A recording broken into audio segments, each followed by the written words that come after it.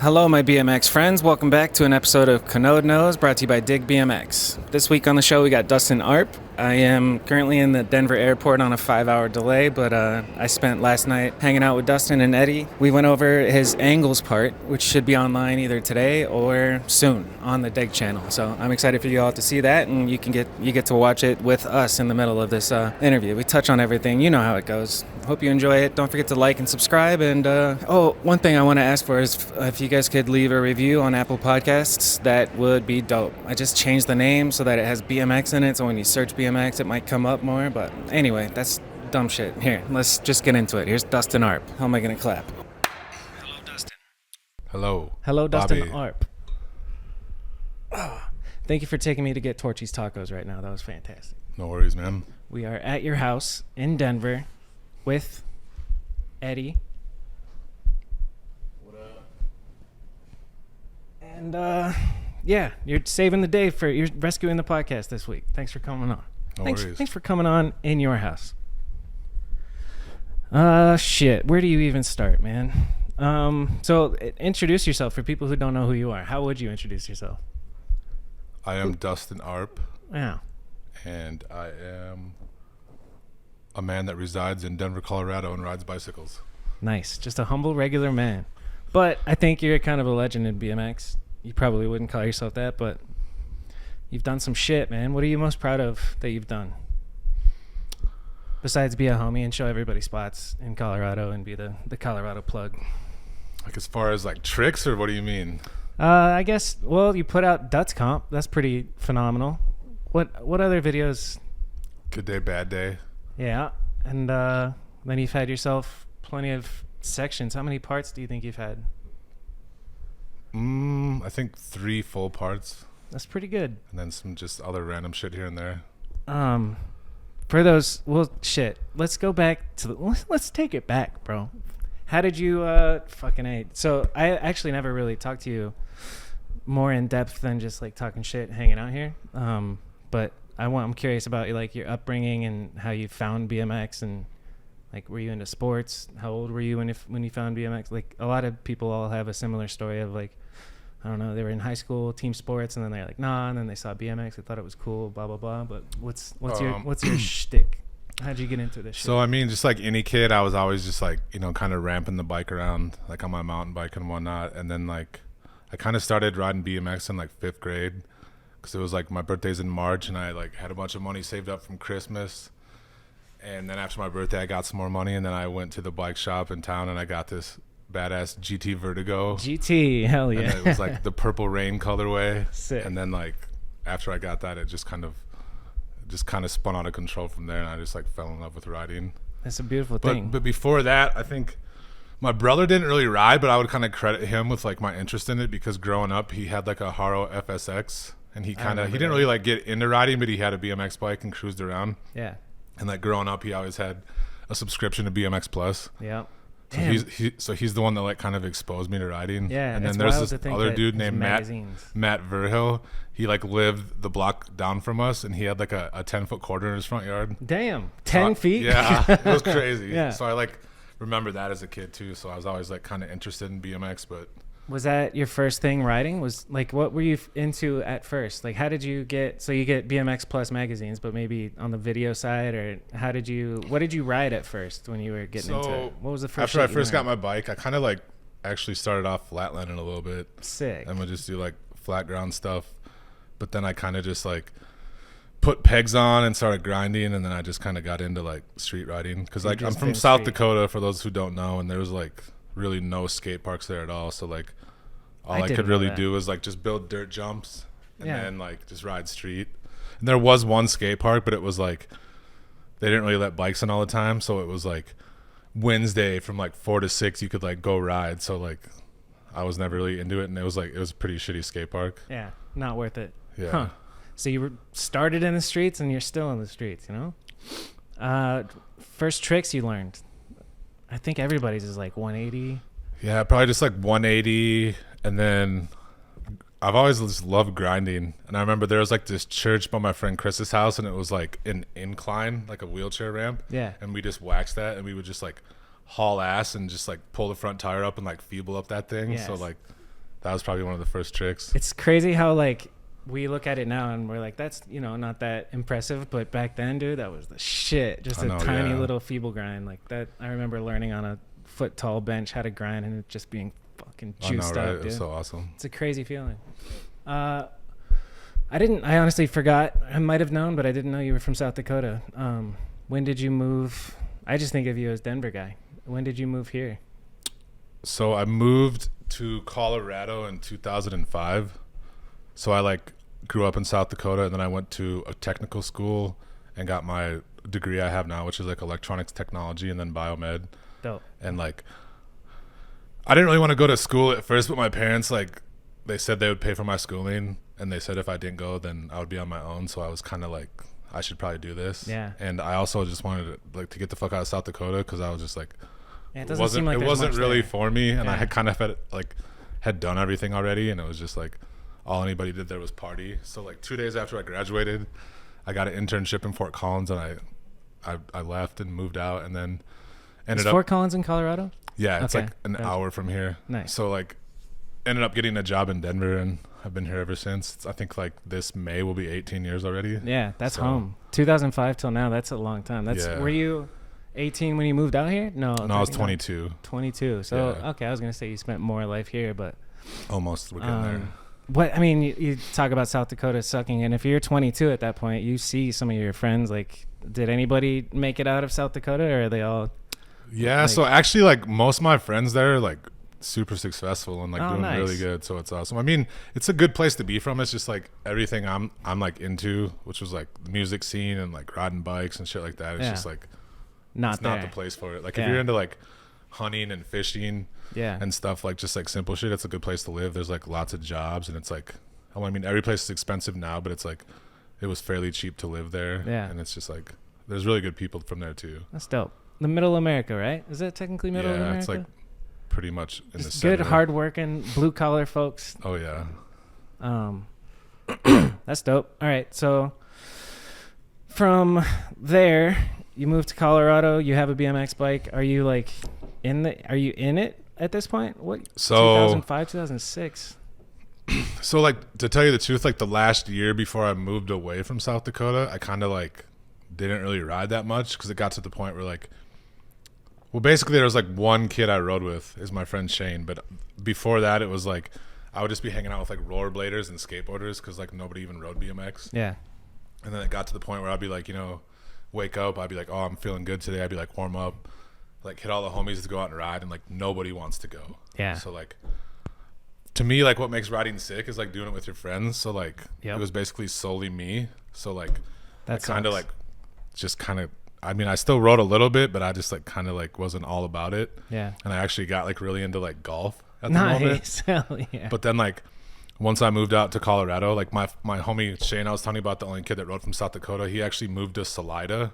Okay. So like a year after I lived in Colorado, I got him to move to Denver with me.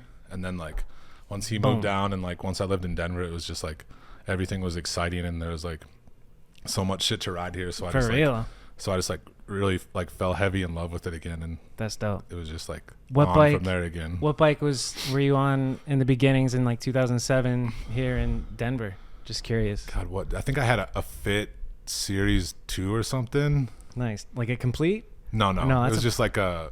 I mean, I had like good bikes and shit in South Dakota still, but it was like it was like a Fit Series 2. Tight. it was pretty sick. Yeah. That was Fit's with the heyday. Small bars. I feel like. Yeah, that's when they were. Yeah, they were the shit. They had Aiken and the whole. I think. Do they still have Aiken? I think so. Yeah. Yeah. I don't know. The name of the show is Kanode Knows Nothing. What was your first? I don't know, because like that era right there is 2006 to 2010 is kind of like the death of magazines, and then the internet kind of takes over. It was Vital BMX and the Come Up for a while, and then now we're in a totally different age. But that transitionary period was super interesting with the web video and shit. What were some of the earlier videos that like you fucked with heavily? What? Yeah, we all have that. Yeah, like video. That was like when I first moved out here. That was like when still like videos were popping. But I remember like when I first moved to Denver, like a video I was super hyped on. I forgot what number props it was, but like they just had a Colorado scene report. Nice. And that like came out like right when I moved here, so I was just perfect. watching that, and that like got me super hyped. Yeah. Who was your first like pro that you met, or maybe not even pro, but somebody that you were like, holy shit, that's them. To tell you the truth, like when I first moved here, I just randomly saw a dude riding on a bike, and it ended up being Troy McMurray. No shit. So that was pretty kind of cool. a trip seeing him. That's wild. Do you know what Troy McMurray's up to now? I don't really know. Do you follow? You see? I would rather not say. Oh, okay. Because we'll just leave it at that. Yeah. But he's still around. Cool. Yeah. Does he live here? Yeah, he does still. Where? Who else is from? What other legends are from here? Adrian Vigil. Do you remember him? The name. He was like just a legend in general. He was like that dude when I first moved here, and like he was probably one of the best riders. Period. He was like one of the first people probably to do bar to ice. Oh no shit. He was like one of the first, like him and Justin Simpson, and then like he was one of the first people to like be trucking downstairs and stuff too. So like sick. Yeah. He's always been like a huge inspiration for me. I think I know the name, but I would say it Vigil. Yeah. But it's Vigil. Yeah. All right. And he had a part in like my first video, the Good Day Bad Day. Sick. So let's talk about Good Day Bad Day. I guess that's jumping forward a bit, but when did you get into filming?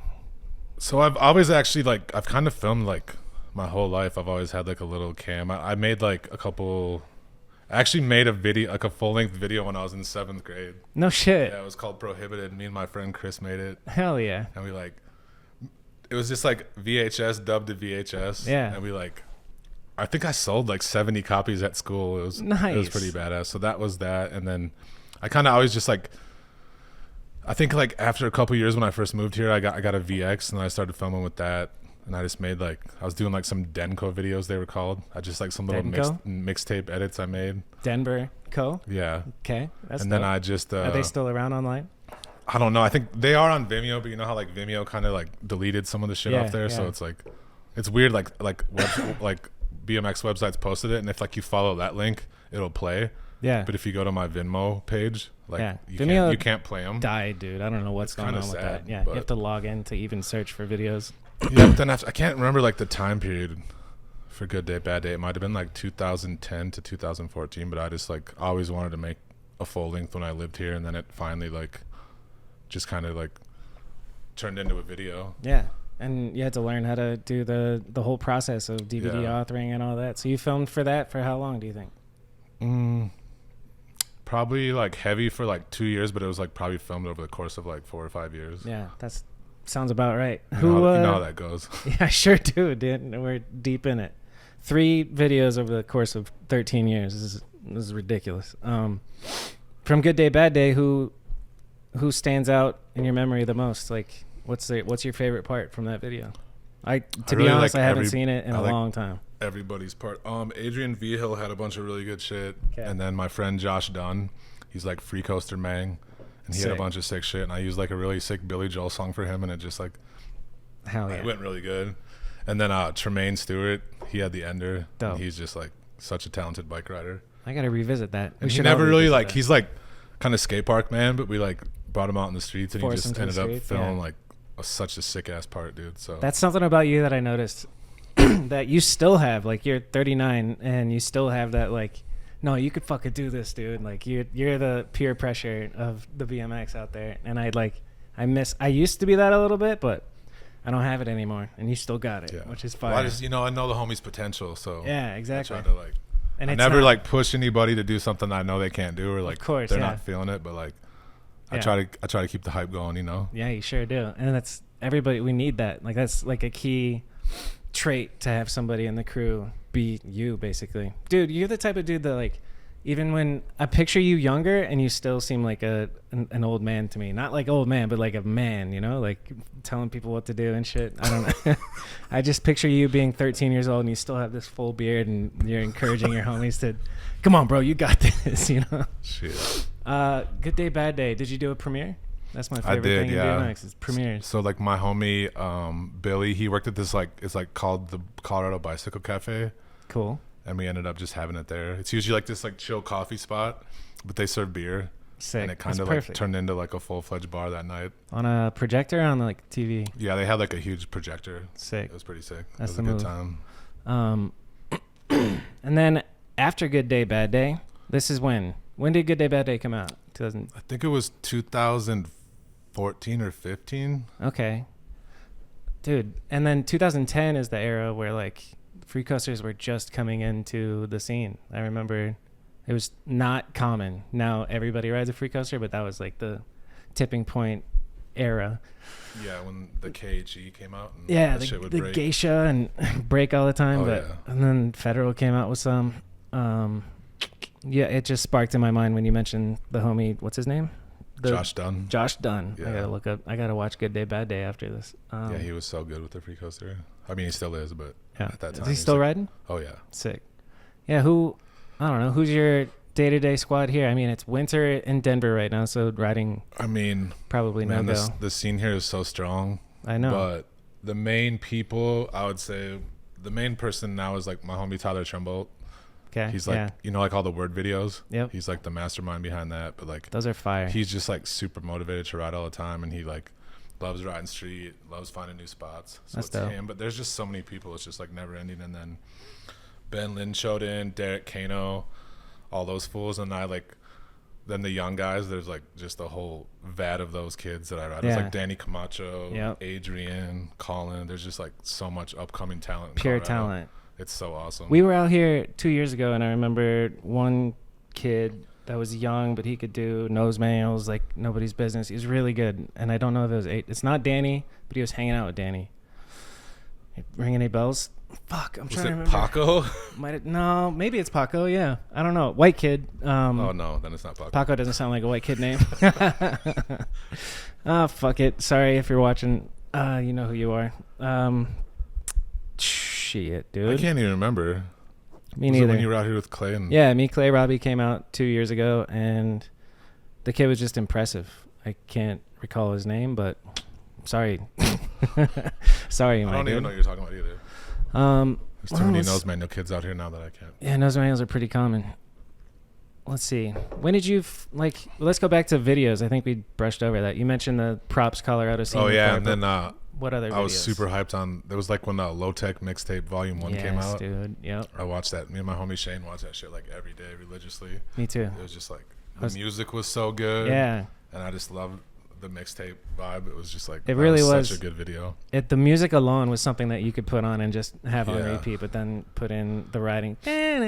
Like all of Eddie Cleveland's part. Yeah. Yeah, like I loved all of like Rich Hirsch's like his old videos he made. So freestyle. Oh yeah, that video is so good. So good. The old Fit video he made. Yeah. What was that one?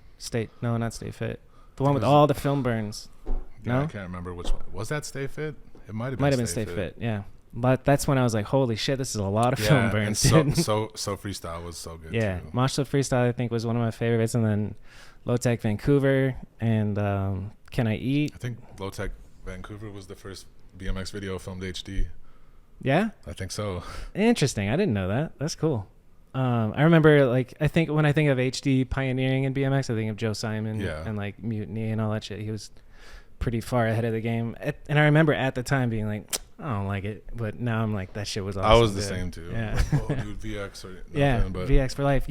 Your first camera was a VX. Was it a 1000, 2100? It was a 2100. Gang. Let's go. Have you ever owned a 1000? Nah. Me neither. I just know they've had too many problems. So. It's so good looking, but like I don't want to deal with the heads breaking. Like the 2100, I don't know what's your thoughts on like playback on, do you show the homies the clip right after? Yeah. Me too. Every single clip. Like, my heads should be dead but that's the thing. I looked it up, and the 2100 for filmers out there is built for playback. Like that's the one thing they upgraded. They downgraded how good the colors look, but they made it so you can play back. So like I'm at a spot and I'll be showing somebody the clip that they just got, and somebody will freak out if somebody's new around. They're like, "Dude, what are you doing? You're gonna kill your hands." You broke time code. I'm like, "Shut up. It's gonna be fine." Yeah.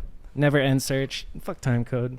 Yeah, that's why I love HD now. It's just like, here, dude, watch it 40 times. Yeah, for real. That's just nice. I can't wait to be done with Mediocre 2 so I can film BMX in HD again. Like, I'm just stuck in this time capsule. Oh, yeah, I forgot you filmed with VX on that. Yeah. Clay and Robbie just borrowed the camera bag the other day because I was unable to go out with them. And I think it was just recently. And they got a couple clips. But just the whole process. I have 4 tapes that I need to go through and capture still. Like, I slack on it just because it's such a chore. Like I get issues with my cables connecting, and then I want to pull my fucking hair out every time I try and capture.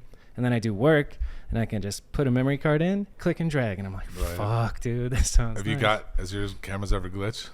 Have you ever had any clips? The VX? Yeah. Oh, yeah. I've definitely. You've lost clips? Lost clips. One time I was coming home from California on a Greyhound bus with my camera bag and my external hard drive with all my BMX footage on it.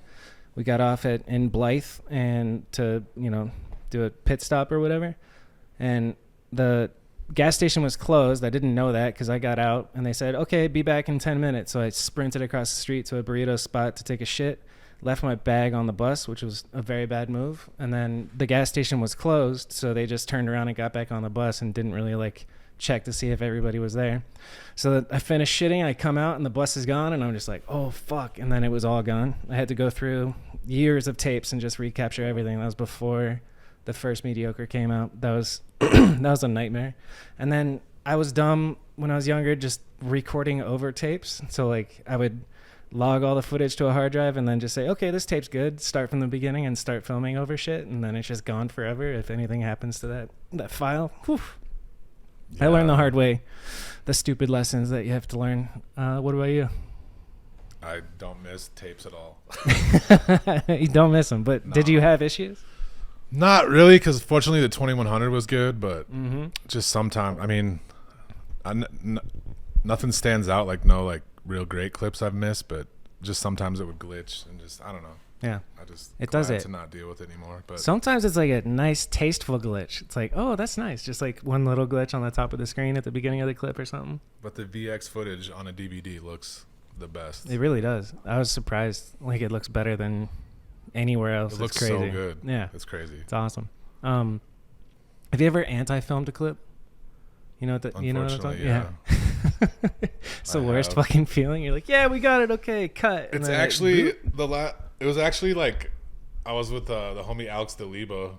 I was on a work trip and I actually it was out in Milwaukee, and I was filming something for him, and it was this clip at night, and I thought I anti-filmed it, but he's the type of dude that he won't let you rewatch it, so I had to wait 2 weeks for him to log it, and then I was dude, did you log that clip? He's no, not yet. And then he finally told me, he's yeah, dude, you anti-filmed it. But in my defense, he had he didn't have his camera, with the light, and I had to hold the light. Oh, so there was just too much going on. Too much going on for me. Yeah. That's my excuse. I'm gonna stick to it. Good excuse. I felt bad. I guess on the side of filming, well, no, we stick to writing real quick. Influences for you personally, who did you look to who were you stoked on and trying to emulate when you were younger? Because we all kind of So just I don't know. So growing up, I said, there wasn't really many skate parks around, and right. Kind of when I was younger, it was more focused towards ramp riding and dirt like that. So anytime there'd be street exposure in magazines and shit, I was so hyped to that. So I was really drawn to Taj, and I was a huge fan of Gons and Rat Boy and the Hells Bells video, and huge inspiration by Butcher and Lucky. Yep. That was my shit. I remember this old interview. It was called what was it called? The Janitor and something else, but it was Lucky and Butcher interview, and I was just blown away by it because he was doing nollie shit, and I was what the hell is that? Yeah, and I would just go out ahead of his time. I was so hyped. Fucking A, he was so ahead of his time. But yeah, people like that. A lot of the Arizona people I was inspired by. They're the shit. It's so trippy to me that I had Rat Boy in my living room and I'm talking to him. I'm dude, you have no idea how many people's lives you fucking influenced. It's crazy. Right. Did you ever see Gons? I've never seen Gons. Never once. I saw Smoker Dave. Oh yeah. A lot. So, it got sad towards the end. We'd be at a spot and then we'd see a homeless person riding their mountain bike across, and we'd look, and then, oh shit, that was Smoker Dave. It is what it is. But I got to spend, I filmed his last part, which is in Mediocre.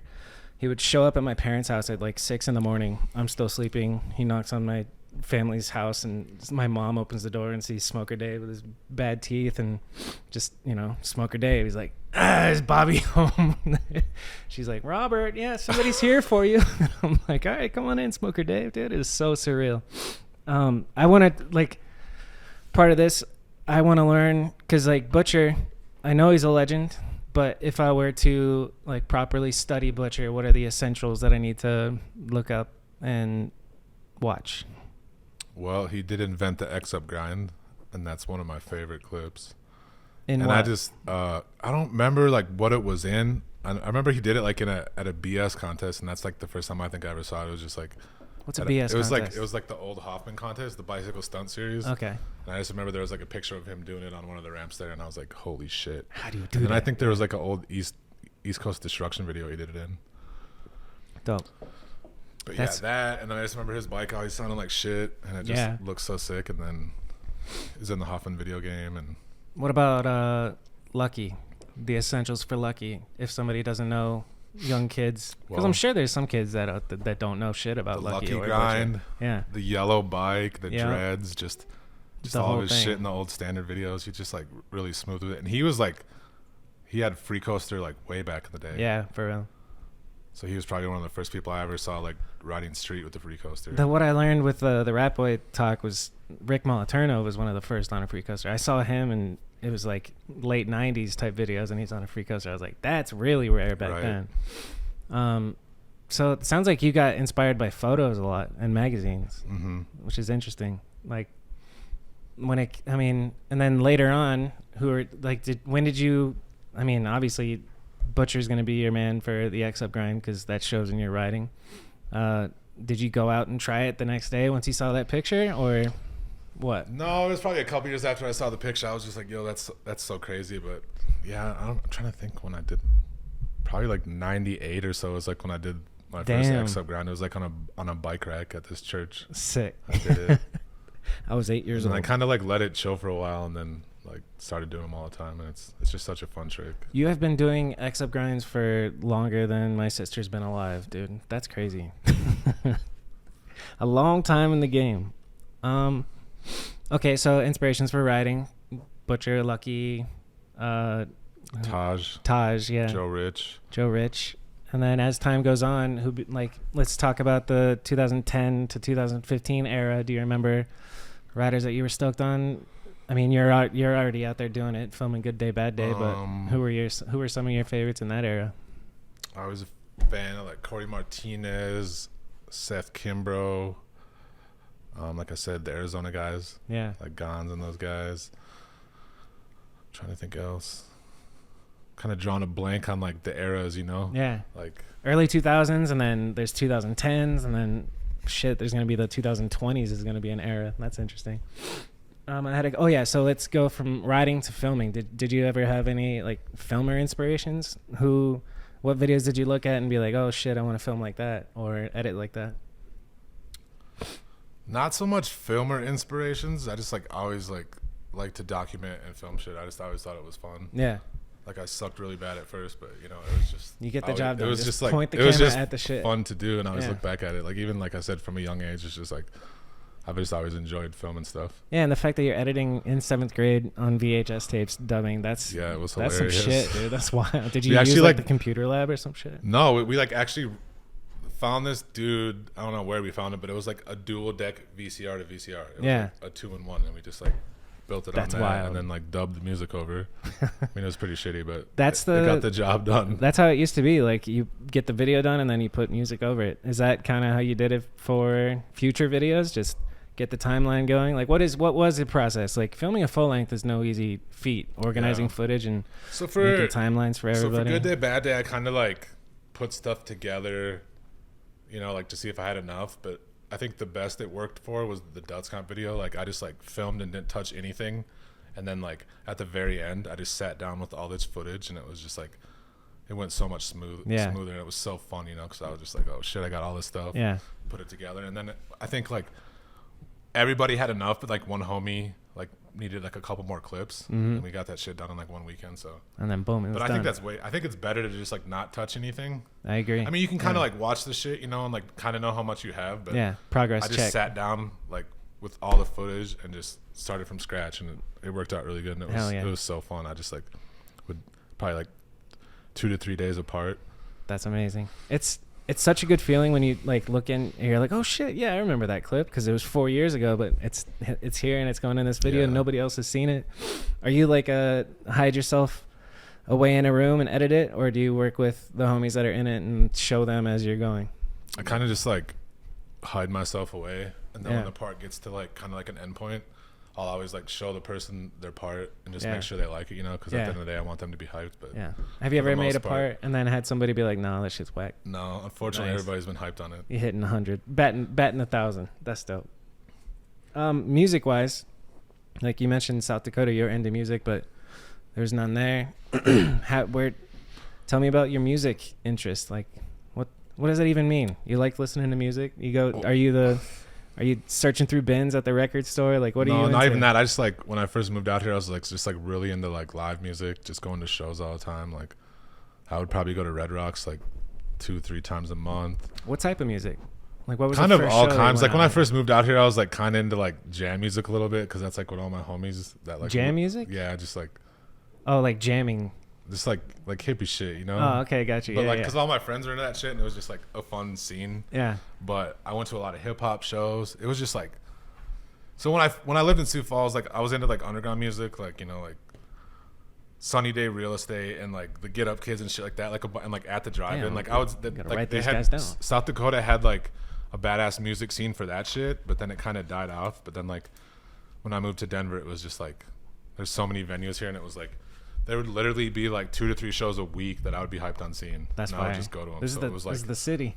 So it was what was it? What did you just say? Sunny Day Real Estate. Real Estate. Yeah. And then what? The next one you said. The Get Up Kids, and then like I remember seeing like At the Drive-In. At the Drive-In. At a venue of probably like 110 people. Sick. It was. Are they big now? I've never heard of them. They kind of like I don't even know if they're together anymore. They might be Mars Volta now, but. Oh, that type of vibe. Yeah, sick. It was like. It was such a. So it sounds like you like everything from hip hop to fish. Nah, do you like not fish, bro. Fuck fish. It was just more about the scene, but like I don't know. It was just sick going to Red Rocks, and it was just like and making friends too. A whole new world here. Yeah. Just any live music, you know. If you see it live, it's there's something different about it. Yeah. Like the feeling, I don't know, some real hippie shit is like you can feel the frequencies of the music when you're like at a big place and surrounded by people. There's something to it, man. Right. Being around a bunch of people who are all bobbing to the same beat. It's like, have you been to Red Rocks ever? Like religious. Never been to Red Rocks. It's a special place for sure. I've heard of it mostly through like stand-up comedy, people talking about it. Like Bert Kreischer just did it not too long ago. Bill Burr filmed his special there, his latest one. Do you fuck with stand-up? No. Well, watch Bill Burr's latest thing. It was filmed at Red Rock. Yeah, shit, dude. How long? I want to stay like kind of in order. We finished Good Day, Bad Day. You mentioned Dutz Comp, but we hadn't gotten to that. When did Dutz Comp start, and when did it come out? I remember it feels like it was not that long ago, but it's been a while, huh? I think it was. God, when was it? 2019, maybe 2019. 2019, 2018. When did Dutz Comp come out? I can't remember. I think so. It pulls up Dance Comp. Yeah, 2018. That's what I was gonna guess. Yeah, that was the same thing. It kind of like,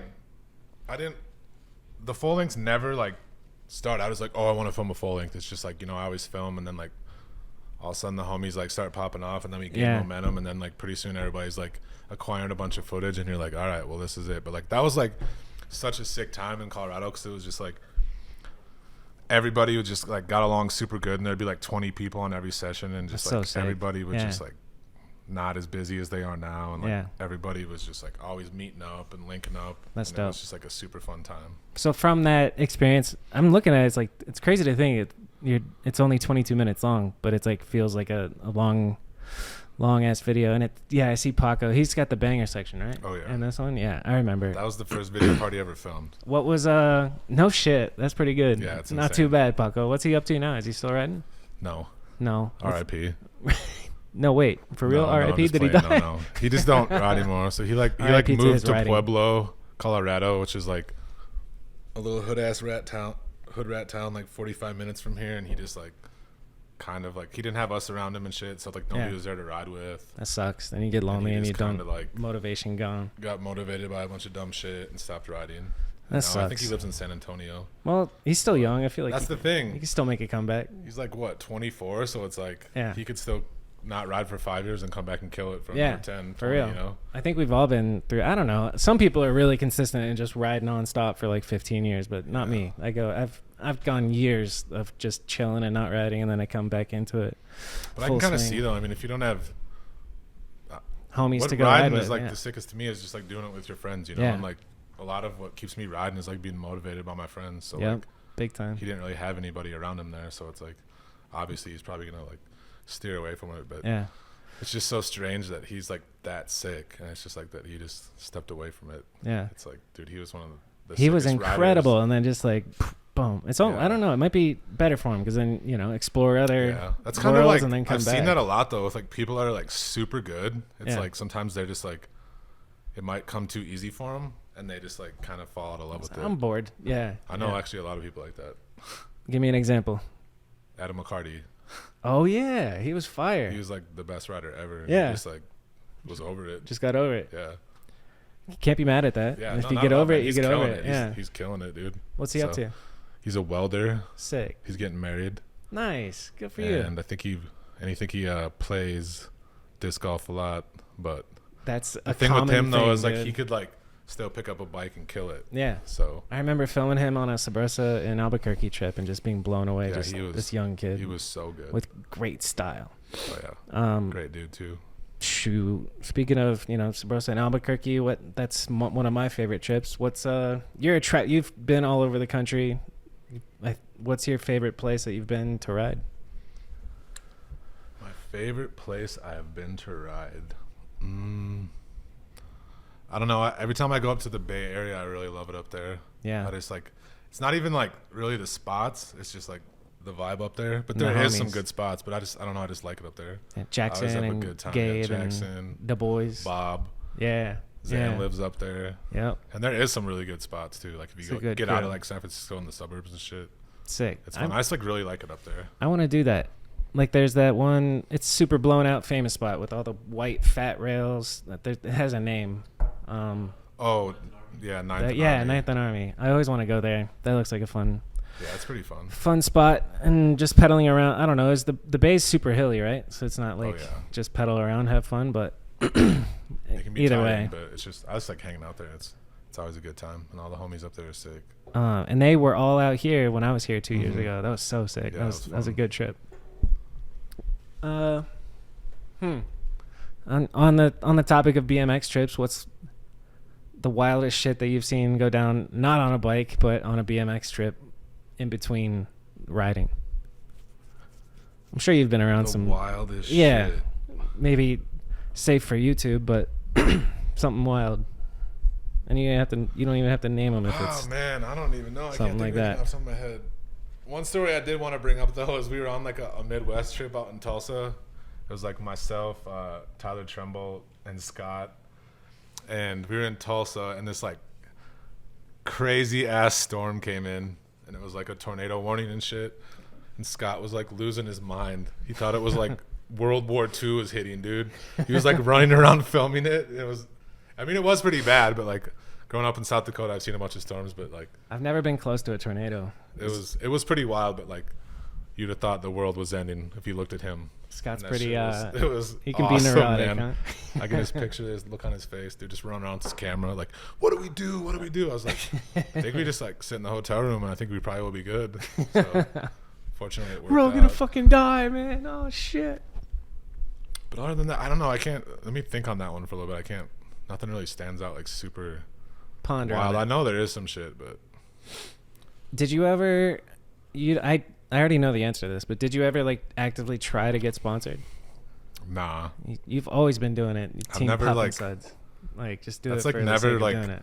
been a concern of mine. That's dope. I've always just like everything I wanted to accomplish in riding. Like I've never given a shit about that. You know, it's always Yeah. just like ride for myself and just Yeah. ride to have fun with the homies. That's And like beautiful. to me, man. that's what riding is. You know, Yeah. it's like all that other shit. It don't really matter to me. You have to like figure out life outside of BMX and make a living, and then you Yeah, can and it's do it I as don't your know. And it's like side thing. as time went on, and it's like, you know, you're friends with people in the industry. It's just kind of like it's almost like embarrassing, like what they get paid and shit. You know? Yeah. And it's just like these fools are like top class athletes. And Yeah. It's like World class. that's what they're making. I mean, Yeah. To me, it's just like get a career and you can do whatever the fuck you want For on real. your own, and then there's no obligations. You don't have to worry about riding some whack shit. Yeah. Just, you know. And then when it becomes your job, everything just gets old. Like even with filming, you know, the passion for it that I used to have for filming is kind of like not there anymore, but I'm making a living from it. So and doing bike riding as a living is definitely a challenge. I see a lot of people that do it right and make a good living off of it, but like, I don't know, dude, you can get burnt out. It's few and far pretty, between, though. Yeah. I tell people like there's no pot of gold at the end of the rainbow of the BMX journey. Like you'll get validation, I guess, and some free bikes and go on trips, but it's not like, it's not what I remember being young and naive and thinking like, oh, so this is what I'm going to do for a living, you know, and just having no like sense of like, that's why like when what you it see takes. people like the homie Denim, it's like, you know, he's like one of the best bike riders ever, and he's a pro rider, but it's like he also has like a career on the side, and he works all the time, and like he does it all. He's the perfect example. To me, it's like that's the shit. Yeah, it is. You can see that like he rides because he loves that shit, not because like and he's just a fucking psycho, dude. He is a psycho, so good. But he's just like so talented and just like I keep seeing well-rounded. Yeah, he's amazing and he has the right attitude of just like exactly. When I ride, I'm gonna make it count, and then the rest of the time I'm working. And he's just a hard-working dude. I don't know if that's just like you're born with that, or somebody teaches you, like a good dad teaches you that, or I think it's a lot of it, and I think it's just the perfect storm with him because Yeah. he's like he's so talented at riding, and he's like it's just like a stunt man, man, you know? Yeah, at the clip of him chugging a beer, hitting the fucking gas on his motorcycle and cruising across like a bunch of tunnels, getting bucked, and then just like landing and walking it off. Just like I keep seeing that recirculated on all it's the so funny. pages. I've like had random people at work show me that video. Yeah. I'm like, oh, that's the homie right that's there. my buddy you know? Denim. Yeah. I just sent it to my girlfriend. Sent that clip to me, and I was like, oh hey, I know that guy. I'm like, hey Denim. It's funny how like BMX sometimes can like penetrate the zeitgeist outside of BMX. I remember Josh Betley did one where he like did the 2 foot thing, like you ride in between 2 rails and then you put your feet and let them drag on it, and then he was just doing the humping thing, and that became a meme and went all over Reddit and all this shit, like millions of views on that shit. Whatever, dude. What else penetrated the general public's eyes with BMX? Can you think of anything? Tate Roskelley shit. Yeah, that's true. Tate. Yeah, the creative stuff. The Danny McAskill almost. Oh yeah, then the Ronnie Napolitan, that front flip to land on the fence. Oh yeah, that one. That seemed fake. I know it looks fake even, but my dad sent me that on Facebook, and I was like, I knew who that is, Dad. That's awesome. All right, where were we? Trips, storms, tornadoes. What was we talked about like your outlook on, you know, you have accomplished, or have you accomplished everything that you want to accomplish in BMX? Like, did you have, you know, goals or certain tricks that you wanted to get before you kind of, I would say like, I worked really hard on my part for Scott's videos and angles. Yeah. So like, to me, that's like probably like maybe the best video part I'll probably ever put out. But there's like definitely a bunch of shit in that I wanted to do and got it done. So how did that start, Angles? Because talk about a massive project. That shit is wild. So when I was finishing up Dutz Comp, I think Scott was like starting Angles, and then like, I don't know, he kind of asked me to be part of it, and then we just started like taking a shit ton of trips, like him and myself and Alex DeLiba, and then I just started like kind of like really putting a lot of effort into that part. Yeah. And like, do you remember the first trip? First trip, I don't remember. Probably just like going out to Cali with him. It's probably like the first trips I can think of. But we took a shit ton of trips. Like I went out because he was like in the Prius during that, like he was just nonstop all summer, and he would be like on one giant road trip, and then I would just like fly into where he was at and then like link up with him. That's dope. Go on it for like 10 days and then fly back. So like we went out to East Coast a few times. Well, no, let's stick on that. So like Prius drives, I don't know, pick a random destination, New Jersey or some shit. Where did you actually go when you flew in and met up? I think I met him in Philly, I think. That's a good one. We'll start there, and then like, where do you guys crash? Do you crash at a homie's house? You get a little motel? We stayed at Burke Street. Steve let us crash it. Oh, at the bike shop. So, yeah, and then no shit. And then just sleeping bags in the stayed back? with random people. You know Scott, he knows everybody. Yeah. And then stayed with Greg in New York. G-Molly T. And then, God, where did we go to Connecticut? Stayed with Jeff DuPaul. Sick. I don't know. Like I said, Scott knows everybody, so we always had a place to stay. Jeff DuPaul, his whole brand was TJD, right? Yeah, Team Jeff DuPaul. Yeah. I love that dude's it. so sick. I'm going to start TBK. Right. TDA. Yeah, I guess that was my question is, like, what do those trips look like? Because, you know, for somebody who's never really been on a BMX trip, like, are we staying at a nice hotel? Are we sharing beds? Are we sleeping on the ground? Like, I remember it being we're staying at probably the cheapest hotel we can get. Some good, some not that bad. But how much money do you think you would need to have to go on a BMX trip for a couple of days in a different... Couple of days? Yeah. I guess it all depends, man. Like, staying with the homies really, like, makes a trip way cheaper. Yeah. But if you're, like, staying in hotels... every night it can add up. It gets to be adding up. But I mean, we had usually like 3-4 people, so even if you're staying in a hotel, it's only like $20-some a night. So yeah, I don't know, if you did a week trip, probably like $500-600. Yeah, depends. That's reasonable. It's not too bad. And if you're staying with people a lot, probably not that much. And then he had the Prius, so the Prius is the move, dude. I got a Prius myself. Yeah. All right. Well, we're talking about Scott. Scott is, I think, I was gonna say earlier, like, people think of Scott as a photographer and the filmer, but he's low-key really good at riding. It's sick. He's Bald super Spot good at BMX. riding. What's this project that he's working on where it's filmers? So I think it's the split part with him and Zach. Yeah, the Backpack Blues. Backpack he thought Blues. of that because anybody that is a filmer or a photographer knows about the Backpack Blues. When he said that title to me, I was like, mm-hmm. Right? That is the truth. Dude. Especially like photographers are even worse, you know, because their shit weighs probably like 4 times as much. They're carrying flashes around, dude. Shout out to all the photographers and media guys. And that's you. You carry the backpack around when you're out with the crew. Well, surprise, surprise. Let's watch your angles part, dude. You want to talk about angles? Angles? I remember this premiere. This was a damn good time. Speaking of projectors and having BMX, the whole BMX world being there.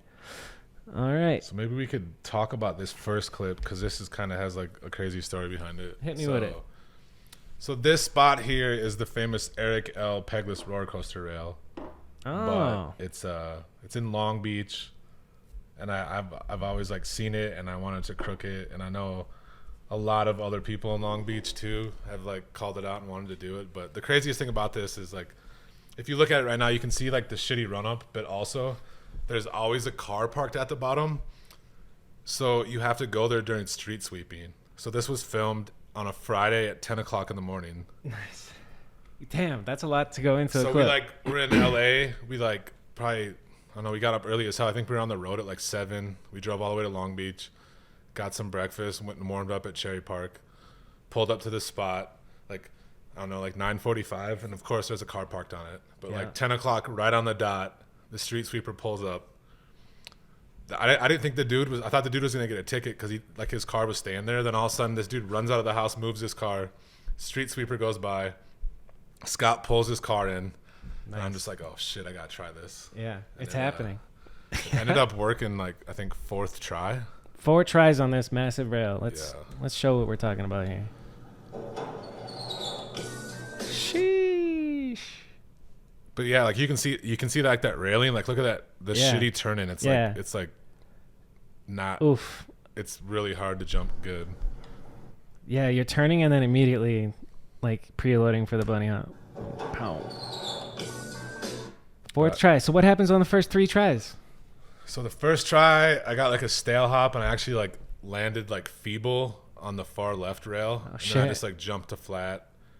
And then I think second try, like I panicked and put my pedal down. So I did the crook, but I like put my pedal down all shitty, and it just looked horrible. And then but you landed it. But yeah, you're like, but then I think the third try, I got a stale hop and I pegged it, and it was like so fast I didn't even know what was going on. And then I think 4th try I landed it. Boom. Fuck yeah. What, like, that? Before we get into it, what is the mindset that you have that you still want to do wild shit like this? Like, why risk the injury of this type shit? I don't know, man. I just like really motivated by spots, and like if you see that thing in real life, it's just like it's the sickest spot. It's a beautiful like, spot. Yeah. There's like palm trees, and it's like right off the ocean and shit. And all right. And I just remember like I was like I love that Eric L. You remember that clip? Yeah. The pegless. I just remember like. Unbelievable. I remember like seeing that shit when I was young, and then like being in Long Beach, and we drove by the spot, and I was just like, oh my god, it's that spot. Yeah. And I felt like something else needed to be done there. Well, you did it. Fuck yeah. All right, let's go, Dustin. Suck it.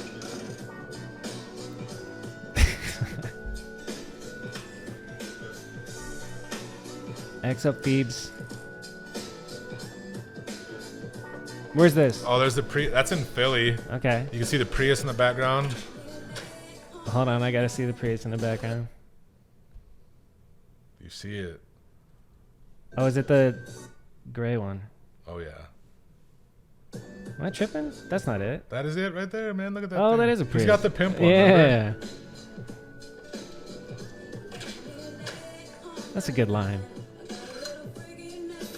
That's New Mexico. Beautiful spot. Spot motivation. That's interesting that you're motivated by spots. That's just good spot use, dude.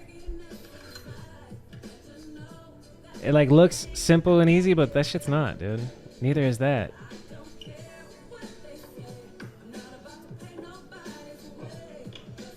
That's incredibly impressive, dude. Especially down a rail. This one I was tripping on at the premiere. Yeah. We'll watch that one again. To curve and an X-up grind is something else. Yeah, that one took hours, dude. How many hours? Probably like 2. What would happen? Just go off straight? Dude, I would just like lean to the left a lot because I don't know. Yeah. Because like curved rails are like very hard on the inside, and especially with the X-up, you know. I was just messing around with the baby one at the skate park and trying to do the outside, and I was like, "That's really weird." I feel like the outside lean. Way easier. You just gotta lean. That's like, it. And there's like a lot of more friction when you're on the inside one. Yeah, with your tire rubbing and shit. So sick. Beautiful. So explain to me 60-40 versus 40-60. What the hell is this one? That one's 40-60. So like. And how does it work? So it's basically kind of like the Smith version. It's just like. I kind of treat them like a Smith. 60-40 is, does it go in order of like your front wheel? People call it different shit, but I call it 60-40s is like the front peg on the top of the rail. So that's kind of, it kind of feels like a feeble. Where do the numbers come from? Oh, I guess it's because 50-50 would be both equal, and then 60-40. Yeah. Okay, it's clicking, dude. But that's like some of my favorite tricks to do. They're so fun. Especially because you have the eye for spots, and like somebody else might not think of doing this. Here, I don't know. It's fucking impressive. How hard is it to pop back over out of something like that? It's kind of hard. The 60-40s are pretty easy, but the 40-60 you gotta like pull up and clear that back tire. Yeah. It's the little things, you know? Combos. That looked like you had to work for that one. Did you? Yeah, it took a little while. Yeah. Oh! Fuck yeah, Barsmith. God, dude. You have like the mid-school bar spins out of grinds. Wait, it's all happening so fast. The first person I saw do an X-up to bar spin was Edwin. Same with you? Yeah. He was the first to do it? Mm-hmm. So good. Or him or Vic OLI. Yeah. That's money, man. That's no joke either, that gap to Smith. Shoot. Spot use on 100 billion, dude.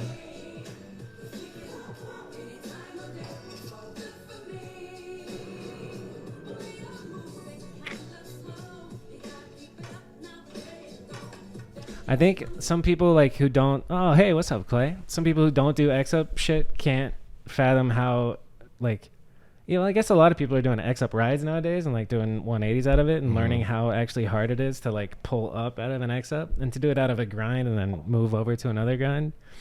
I can't relate to it at all, but I imagine it ain't easy. You know, you gotta. The feeble one's kind of hard too because it makes you go crooked. Oh. The pegs one's like, I don't know, it's not actually horrible. Love Clay. You could do that shit both ways. The boys. The boys for sure. That looks like Arizona. It is. Never seen that spot though. Fuck yeah, Bob. I'm stoked you put their clips in your part.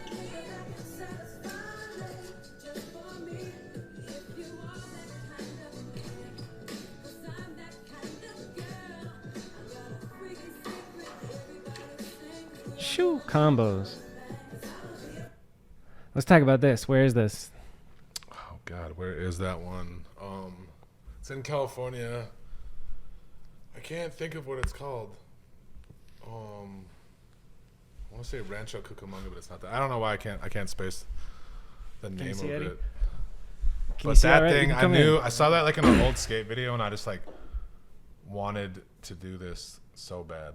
But the thing that sucked is like it's kind of like far from LA. I think it's like 2 hours, so we like did like a overnight stay. And then the next day we went there, and I was straight up feeling like shit. Yeah, hungover. I just like not even hungover. I just like was sore from riding, and like we got there, and there's like really nothing to ride in that area. Yeah. So we like went straight to the rail. Yeah. And I basically like forced myself to do it, and I kind of like stepped down on my knee weird, because like you see those bushes next to it. Like, yeah. Jumping in that shit sucks, but I believe it. Fucking A. But Justin Shorty was with us, and he was jumping on that thing, so he kind of got me going. But I'm glad Justin it worked goes. out. So like just thinking so far in this part, I'm looking at the clips and I'm like wondering how much of it is you finding a spot on the internet, or like, you know, from other video parts and calling something out and going on a mission, or it's like you guys pedaling around and you just happen to want to do something. Like, what would you say the majority of your shit is? Like, you know what I I'm would saying? say like, I don't know, it depends. Like some of the 60-40 shit, that's just like stuff we stumble across. But then like stuff like this, it's just like spots I've seen in videos. Yeah. And I just like figure out where it's at. That's dope. A lot of it is like, a lot of times I have like trick ideas in my head, and then I just like try to find the right spot for it. And that's I love like, that. Usually that's the hardest part, is finding the spot for it, Yeah. you know? Especially like a good looking spot or something that makes this it one legit. looks so good. Yeah, this is beauty. Oh, it's so long, man. When you do, so when you're grinding on your left, you have to X up with your right arm underneath. What happens if you do it the other way? It just doesn't work? It works. It's just when you go to come out. Because like when you do it this way, like you just pull out, you know, you pop out easy. Sense. But if you do it the other way, you have to wait till your peg got off the end. Yeah. So like I do, and then if you're going to ride a box jump or some shit and do an X up over it, which way do you X up? I'd probably do it the same way, yeah. Yeah. I need to learn X up grinds on my left side, then switch X up grinds only. I think I'll film an X up grind. All right. Thanks. I'm gonna hold you to that. Yeah. Thanks for the inspo, bro. Oh, 60-40? No, that's 40-60. Yeah, it was a 40-60. That was actually in Atlanta. That was a sick one too. Tell me the story. Well, we had to cut that tree down because that shit was like overgrown. Oh, this is a tree right here. Yeah, it was like it was so you it was literally like chopped the completely tree over the rail. Yeah. And then like we cut it. I don't know. I wanted to do that, but I just like did the 40-60. Then I was like bitching out forever. And then I just tried it, and it worked first try. It really, honestly, feels like a Smith grind. It's just kind of scary coming out of it, you know. But what's sick about the 40-60 is like you see how the tires lower, it locks you in. So that's true. There's no yeah. way your You're back peg's gonna fall off. Yeah. So that's why I like those. Boom. You just gotta make sure you don't land too nose heavy when you land it. That's fire. Switch side? Switch crook, yep. Yeah. Did you learn all proper? Like, what was your upbringing in grinding? Are you fuck-footed? Did you learn opposites first? Did you throw the bars the wrong way? Unfortunately, like... You have any BMX handicaps is my question. I don't, unfortunately. So I guess, like, when I first started riding, I spun the wrong way. But then I eventually, like, corrected it myself. Remember like, when I would bunny hop, I would spin regular. But, like, when I would go off tranny, I would spin the wrong way. Interesting. But... It eventually worked itself out. It's weird how when you're a kid and you have no clue and just you do whatever feels right and nothing feels right, so you're just fucking sending it. And this rail is actually like probably the best rail in Colorado. It was like it's been capped since I lived here, and then during the pandemic, I actually uncapped it. Hell yeah! And like for my new video, there's like so many clips on this rail. It's like the best rail. For your new video, video, come grind it. Which is your right side, right? I don't know what the name is. We don't have a name yet, but there is something in the works. Yeah, I got a couple ideas out there. What's the guy who on skate stops shit, and he has an Instagram account. Knob Stopper. Is that what it is? Yeah. Yeah, that's what he's doing the world a favor. What do you think about him? I think it's sick as hell, dude. Yeah, I'm all for it. Let's see. So you're Knob Stopper too. That's a solid switch crook, dude. And then this, I was super hyped on this one too, because this is like literally 2 miles from my house.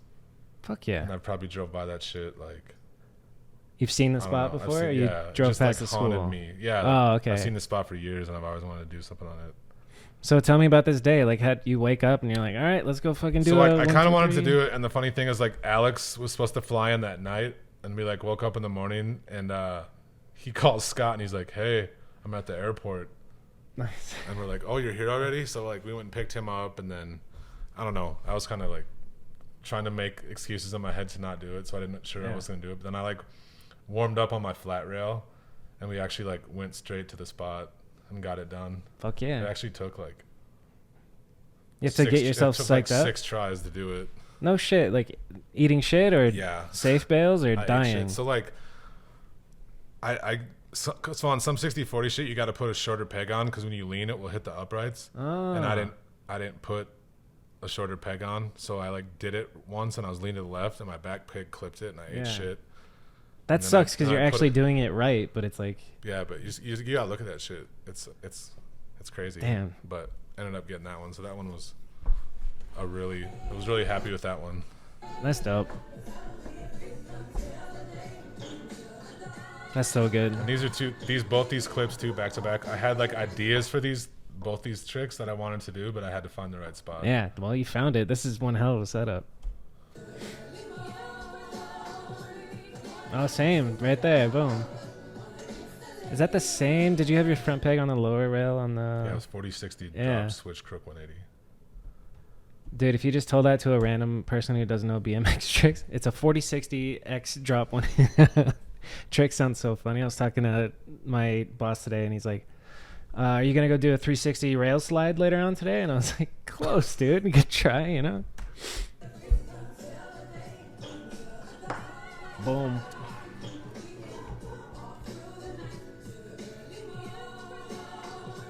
Scott did so good with filming it, dude. Just solid. That's a dope looking rail. Oh! That's probably my favorite clip I've ever filmed in my whole life. Unreal. So that one's kind of got a dream trick, story before it too. So yeah, talk to me. So we were kind of getting close to the end of filming for the video, and I knew, so I had done one of these at a skate park before, but I knew I wanted to do it on a street setup, but it required the perfect kinked rail. Yeah, with a little bit of... we went all over looking for the right kinked rail, and like they just didn't work. Like we went to this Tulsa one, because I needed one where like I wasn't like super nervous about, jumping on the X. Mm-hmm. So like that one was perfect. But we went to like Tulsa, and then I also needed a rail where like, like how like sometimes when you ride a kinker, like the down section goes to flat. If you're trying something other than a peg, you kind of jump higher. So I didn't want my front peg to land on the flat. You know what I'm saying? Yeah. So we went to the Tulsa one. That one didn't work. We went to Vallejo up by the bay. That one didn't work. We went to Bakersfield, and then Jamie Foy actually got an ender on this rail. So I was like, I found a sign in the background. Nice. And I was like, oh, this is in where is it at? Tallahassee. So I was like, fuck. How did you find a spot? Because I just I searched the sign, because there was one angle and it had the sign of the building, and I figured out it was in Tallahassee. So you narrowed down the city, or did you figure out exactly where it was? A low-key hater on Florida, because my girl always tries to get me to go there, and I'm like, dude, we're not going to Florida.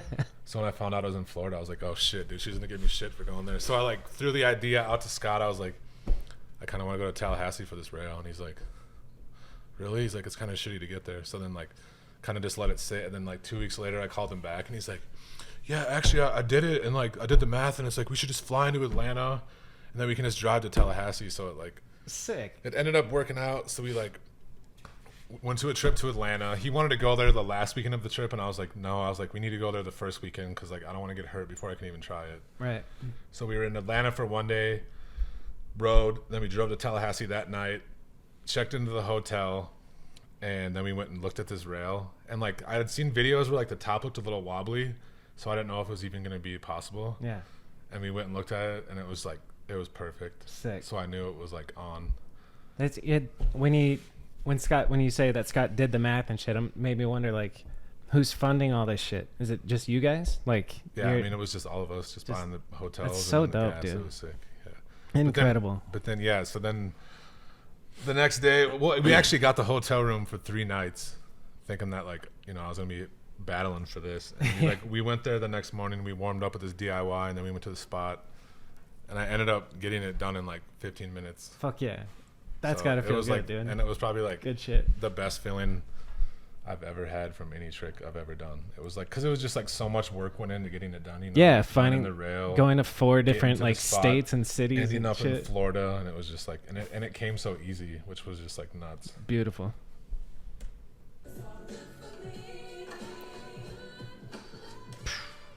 Yeah, it was crazy. I kind of blacked out. And then I went crazy. And then, let's just look at this real clip. That was one of the funniest shits I've ever seen. All right. Jesus Christ, Alex. You need to have Alex on. I would love to talk to Alex, man. I remember I met him at Woodward East a long time ago, and he was just young ripper and just fun, dude. He's just the sickest good kid to be around. there is. Yeah, facts. Well, that is Dustin Arp in Angles, which is probably out either now or later today or tomorrow. We're coordinated media attack for Dustin. All right, so now that we've watched your Angles part, good job. But let's move on to fan questions from the Instagrams. Oh Lord. Oh Lord, have mercy. Here we go. Oh, by the way, is there anything that you've thought about that you want to say before we go into these questions? Let's just hit him with it. Let's just hit him with it. All right. First, we'll start with first come, first serve. Hello, Johnny Ice. Did I actually ask you this? Favorite city you've been to ride? Yeah, the Bay. Where do you want to go now? What's your dream trip now, currently? I think we're all talking about possibly going to Copenhagen next year, possibly. Sick. That would be dope. I don't know. I just want to hit some stuff I haven't really hit yet, because I've kind of been to like I've been all everywhere, the major cities. Not everywhere, but just like I just wanted like a different. Get out of the country. Like, yeah. I know we're gonna do an Oklahoma City trip soon. That's dope. There's some dope shit there. Have you? What about like outside of the States? Where have you been? Just Barcelona. Barcelona. I got to go there too. Unbelievably. Yeah, that was sick. It's so unreal, dude. It's a totally different way of living too. Like there's not many people driving. You walk down into the fresh fruit and vegetables and shit. It's like real food in the city, and I don't know, dude. It's just not America. It was dope. Skip that Johnny question. Sammy T245 says, "What's your favorite Drekkers?" Oh, speak of the devil. That's so funny because we're actually drinking Drekkers. Have it right here. Is that one of your favorite? Monkey Tail milkshake beer, yeah. That's the weirdest shit I've ever tasted. It's delicious. That's the homie Sam, dude. He knows all about the Drekkers, dude. Hell yeah, Get Sam. out there, get some Drekkers. Best sour beer you'll ever have. Is Drekker? What is special about Drekkers to you? From here?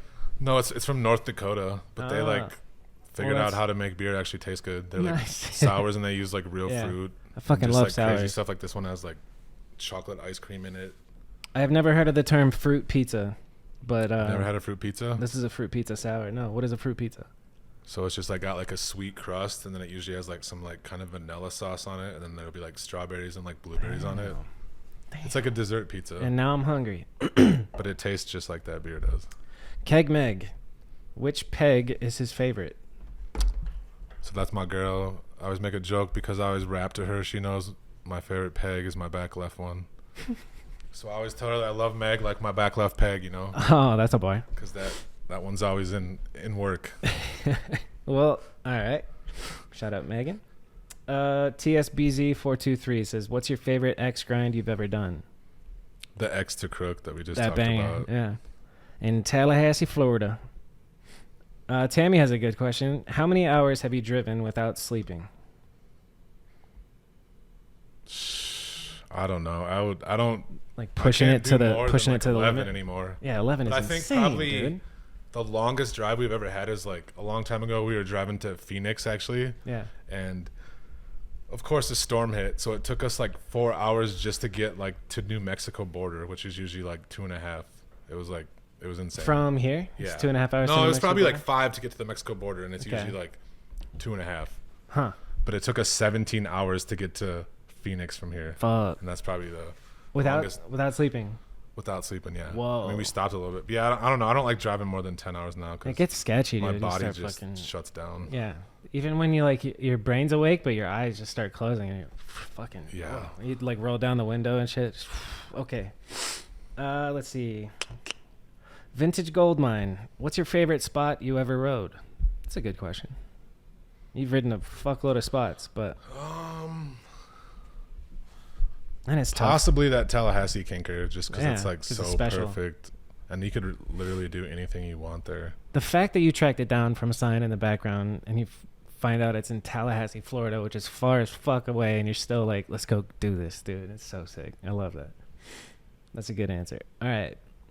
Felito Rivera, what keeps you going? That is a good question. I almost am curious about, motivation.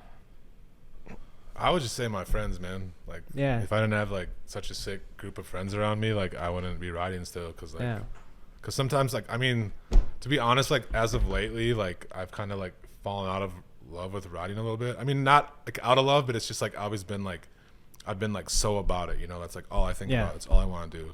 And I've kind of like, cause I've been like dealing with some injuries lately. So like, we didn't even talk about that. I've kind of like stepped away from that, but like, dude, just all my friends, it's like there's too many sick people around me to not ride bikes. Here's a fun one. Speaking of homies around you, what would be your MySpace top 8 right now?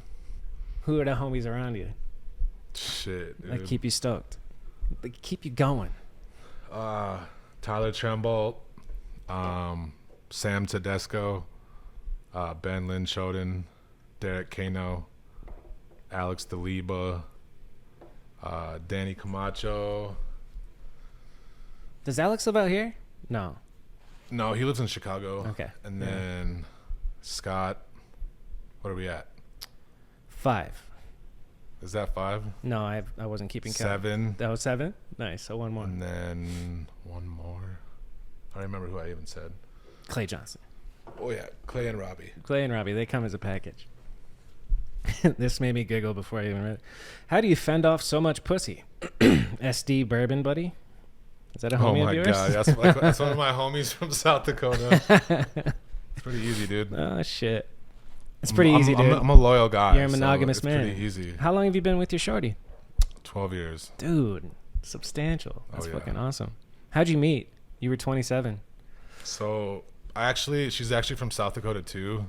Nice. So I've known her for a long time. And Wait, did you know her in South Dakota? Oh yeah. When you were young? I knew her from there. And then one of her good friends, Laura, she actually like moved out here, and I was really good friends with her. And then she came and visited her once, and then we hung out, and then we like kind of like stayed talking and kind of did a long distance thing. And then basically I was like, I'm not moving back to South Dakota, so you should move out here. I'm in a long distance thing. And then she ended up moving out here, and it's been 12 years. She moved, how long? So I got questions. How long were you doing the long distance thing, and how did it work for you? Obviously it's working out. It was probably like a year. Okay. And it worked out good, but it was just like, it sucks, Yeah. How long, like, were you trying to actively go back and forth and see each other, and how much time in between visits? It was probably like, I don't know, like no longer than like 3 months from seeing each other. That's a long, 3 months is a good amount of time. So we probably see like 4 or 5 times, but then I was just like, it's kind of to the point where I was like, all right, well, let's fucking do this. If we want this to, be something, you need to move here, because I'm not moving. And Did she just move straight into your place? Yeah. Well, we were going to get separate places, but I was like, that's kind of dumb. I was kind of in a transition, and I was like, well, let's just move in together, because it's either going to work or it's not. Yeah, so. Exactly. Like moving in with somebody is like fast track to like either we're going to break up or we're going to be together. Like, you get to really know somebody too pretty quick. So quick. It worked out really good. So. That's dope. Happy for you. Alex Duleba says, how many Drekkers did you buy on your trip to South Dakota? Too many, dude. Too many. Probably, I don't know. Do you like bring it? They don't sell them here? They do, but like back there they had like a bunch of different kinds, and that's when I was like really into it. Hell yeah. Kind of chilled out a little bit, but this summer it was. I can vouch for it. It's delicious. Jesus on Lean says, let me see that Nike collection. So for those of you who don't know, Dustin is a sneakerhead. What does that mean to be a sneakerhead? How many shoes do you have? I don't know if I'm a sneakerhead. I just like You just like Nike sneakers SBs, a lot. Yeah. I don't know, only even, Nike SBs. So then, you're only not Nike you're an SBs. SB head. Yeah.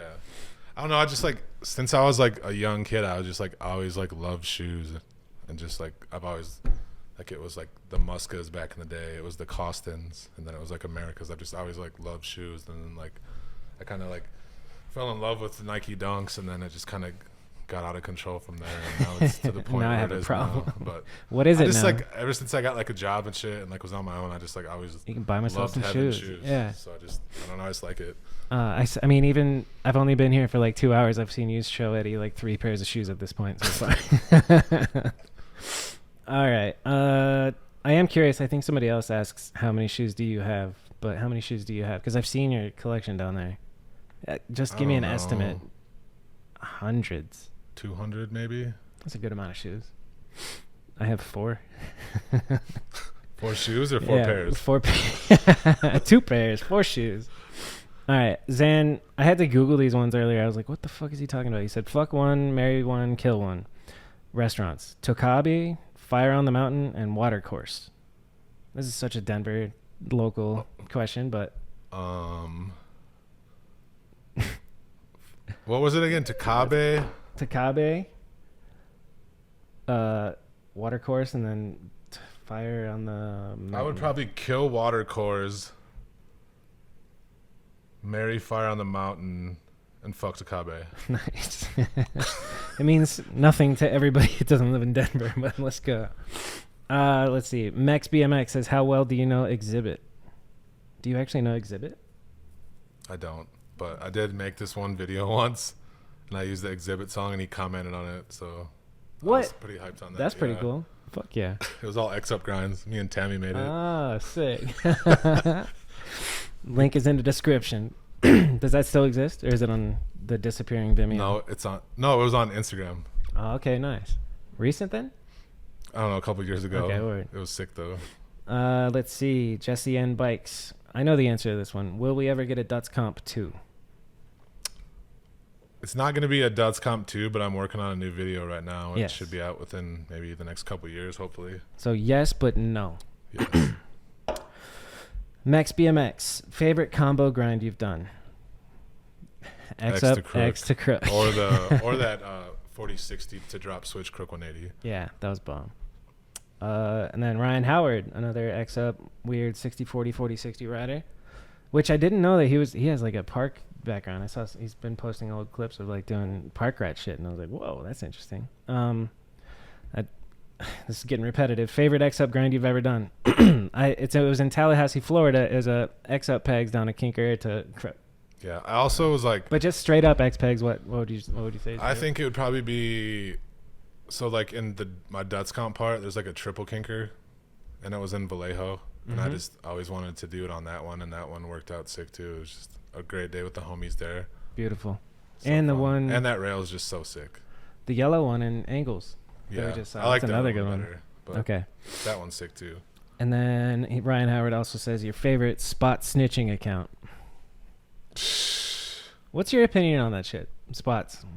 You keep them close to the chest? I don't mean to each his own, but I think that I like spot apps like that don't post like the location. Like that scooter kid ride spots. He has the sickest spots, and it's like he posts a picture, and it's like if you really want the spot, you can DM him, and he'll probably give it to you.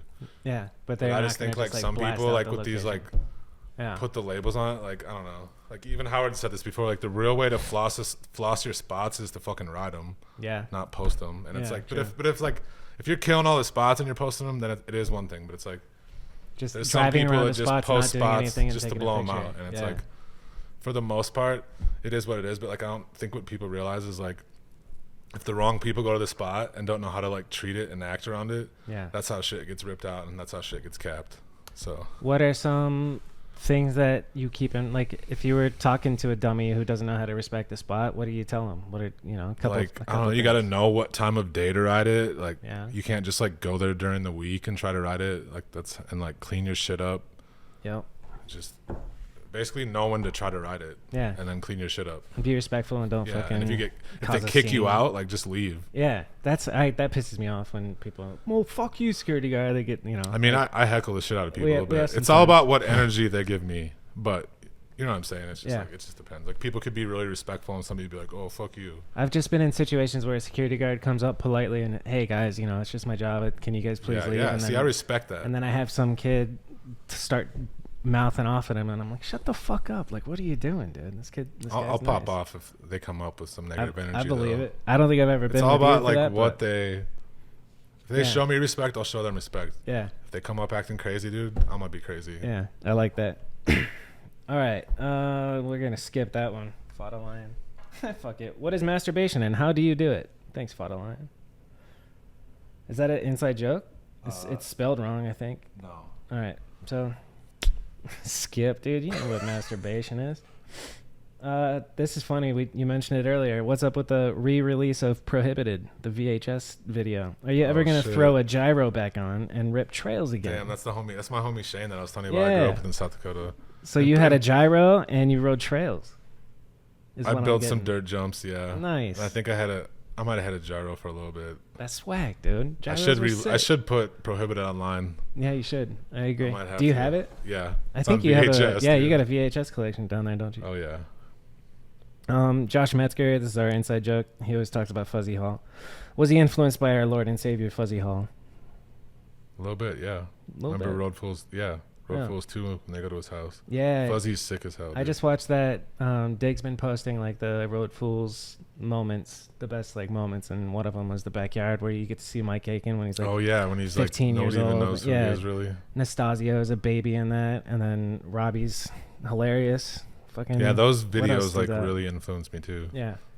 Just it's so crazy thinking back to that different time. Like you hop in the van and it's just like this one operation is the whole thing, and then it was a whole business model producing that video and then selling it through bike shops, and then now that entire business model is dead because video is just monopolized, or not monopolized, but commoditized at this point. Everybody can film with the shit that's in their pocket. It's crazy. Ike Money, he says, dude, what inspires him to ride that isn't related to BMX? I think that's an interesting question. I mean, I don't know. Skateboarding really inspires me a lot. Yeah. I've always been like a huge fan of skateboarding. Yeah. I'm just like a big fan of it. I love like the spots they ride. Yep. I love all the videos they put out. What are some videos that I should watch? I'm not really. I mean, I like skating. I love skate videos, but hit me with a couple of. I'm trying to think of that new Ashad video that just came out is really good. Ashad?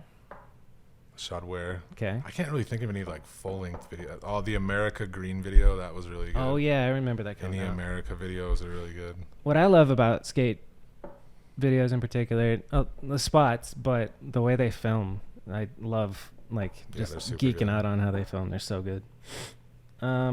Adrian Varela, teach me how to Dougie. Shout out Adrian. What's your favorite video part ever? That's a good question. Man, putting me on the spot. Favorite video part It's tough to ever. rack through your brain of. Since 1998, you've been watching BMX video parts.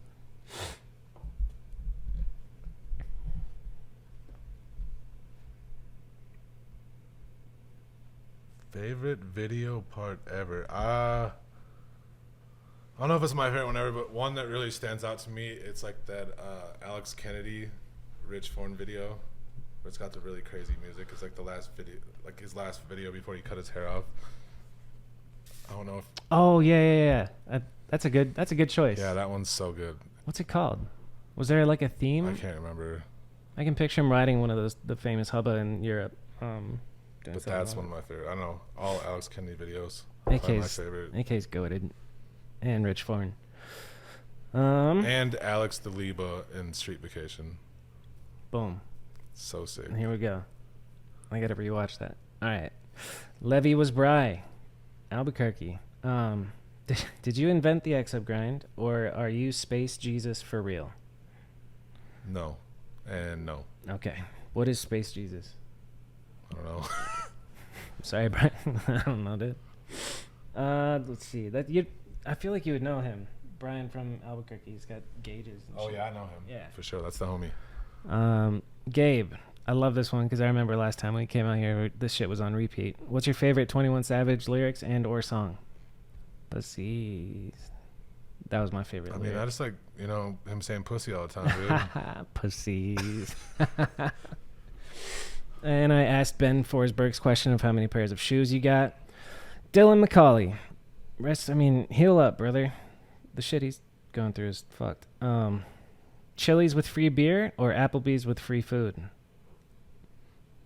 He's on some post-surgery medication with this question, dude. Chili's free beer, because you gotta be drunk to eat either of that shit. You don't like a good I'll take some baby back American ribs, dude. chain Chili's house? like they're like chicken strips are actually pretty good. And they have those Southwest egg rolls. I'm like, yeah, dude. I've been talking about this a lot. The Southwest egg rolls, I will give that to you. Those do go really good. Just like the shitty American chain restaurants, everybody shits on them, but you go in. I went to Outback with my girl the other day, and it was just like going to a different world, like people watching of just like these normal 40-year-old people who are overweight and miserable, but this is their big night out. They're gonna go to Outback and get a good steak for $40. It's Texas Roadhouse, man. Nice. Yeah, that'll do it. That's the one where they put you on there? For a birthday, they put you on the saddle shit, right? Yeah, I think so. Yeah. That shit is so good though. Yeah, it is. And just a little fun fact: when I got COVID the first time, I lost my taste for 8 months. And Texas Roadhouse brought that shit back, dude. So you'll remember them forever. They hold a special place in my heart. Snapped me right out of it. All right, the homie Shane. Oh, wow. Shane hit you with a bunch of them. Ask him for an insert pic of long-haired Daryl and how he made the newspaper in his little S10. Yeah, so that's a story. Actually a funny-ass story. So hit me. So I used to have this little S10 pickup, and it had this S&M bike sticker on the back. And we were out riding one day, and there was this huge ass pro-life anti-abortion rally across this. It's the longest street in the town I grew up in. It's called 41st Street, and it was for miles all these people. And just being a dumbass kid, I was cashing my check at this grocery store, and we grabbed a brown paper bag, and I made a sign, and it said abortions are okay. And my homie held it up, and we drove by him for 2 blocks. Nice. And the next morning, that was a Sunday, and the next morning my mom woke me up. She's like, Dustin, wake up. She's like, you guys made the front page of the paper. And I was in the front page of the paper, and you can just see me driving the S10, and my homie's holding up the abortions are okay sign out the side of the car. That's fucking awesome, dude. That's legendary. I think I have that picture somewhere too. That's amazing. We got to get that picture. All right. And you guys see the long hair, me too. Oh wait, there's a long hair you? Oh yeah, I used to have really long hair. No shit. Sick. Shane, how's it feel to be on the Mount Rushmore of BMX, actually being from South Dakota? That's interesting. That's funny. Because that is where Mount Rushmore is, yeah, huh? within South Dakota. I didn't even know that. I ask Mount Rushmore every episode, and I don't even know. That's fucking cool. Do you like rollerblade? This is all Shane, by the way. Holy shit, it's all Shane. The rest is all Shane. Shout out to the old homie Shane, dude. Do you like rollerbladers, i.e. fruit bootin' boys? Shout the homies in some history. I actually do. So I was telling you before, you were hanging with him. Yeah, one of my homie Justin Zivich, he was a really good friend, and he was a rollerblader, and we rode all the time. And it's actually sicker to ride with rollerbladers than skateboarders because they hit rails more like us. Yeah. So me and him would just always go session rails. Sick. And it was so fun. That's dope. And I still watch rollerblade videos all the time. Yeah, man. Because they ride such crazy stuff. Yeah. And I feel I don't know. I don't think it's overcompensating, but the amount of hate that went against them, they go so big. It's almost like they're you want to make fun of us? Watch this. And then they just do I think if you see a normal everyday rollerblade kid, it's easy to hate on it, but right. When you see the cream of the crop dudes, the pros, they're sick. Yeah, super sick. They can do it, and it's just a different medium. It's so and I just like how they can hit shit with no run up at all. Yeah, they can just jump on it, just and walk do the biggest rails ever. Which they make it look easy, but I don't think if you put me in a pair of rollerblades, I could grind down a rail. No. Yeah, you're getting smoked, dude. Yeah, nut and rails and all that. And you go to bail and you just slip out because you're on fucking wheels. All right. Do you feel like age matters in BMX? If you would have asked me 3 years ago, I would have said no, but it definitely. It's hitting you. It's funny because I was talking to I forgot who it was, but they're like, oh, dude, like they're all like getting nervous about turning 30, and I was like, dude, like I feel like the 30s is like I rode the hardest I've ever rode. Yeah. But now that I'm like gonna be turning 40 like next month, it's like this is the first year I'm like finally starting to feel it. Yeah. What are you feeling? Like shit. Just in general. Well, like in 2020, when was it? Not last year. So 2021, I tore my left ACL for the second time. And I just like, it's been hard to come back from that. And then I have like lower back issues all the time. And it's just like, I'm sore all the time. Yeah. But age will get it to you. Are you doing anything to like prevent getting out of shape? Have you ever been just fat? Like stretching, drinking? No. You got good metabolism. Like you could eat like shit, but you're not getting fat. Trying to eat better, drink a bunch of water and stretch. Yeah. But stretching is huge. It's just hard. It's hard to get into a consistent rhythm. Like, I'll go in waves of being fucking on it, cold plunge workout, and then stretch and all that shit. And then like for the past, week and a half or 2 weeks, I've just been a lazy piece of shit. Not a piece of shit, but not going as hard. Saying, yeah. It's hard to like stay on it, too. Like I work full time, so it's like not to make excuses, but it's like you work. Like I work 4 10s, and it's like I work 10 hours. I'm not trying to get home and like work out for 2 hours. So. Exactly. You're like, I got my steps in at work, whatever. Okay. I'm just going to skip the shoes. Could you wear a different pair of shoes each day of the week? Yes, he could. Let's see. Shane says strips or flannel. I don't even know what that means. Stripes. Oh, stripes. Stripes. Cool. This is exclusively for you, Shane, now. What's your favorite joke? What's my favorite joke? Is there one that he's reaching for? I don't know, dude. I don't really have a favorite joke at the moment. All right. We're going to power through these. Why isn't there a rail downstairs in your yard yet? That's a great question. I'm kind of planning on it this summer, but I need his help to do it. So oh, you're really planning it? I would like to put something in the backyard. Yeah. That's dope. Do you remember the Interbike where they had, it was at Interbike and they set up a stage inside with stairs and a down rail? I wasn't at that one, no. But you know what I'm talking about? I know what you're talking about. That shit was cool.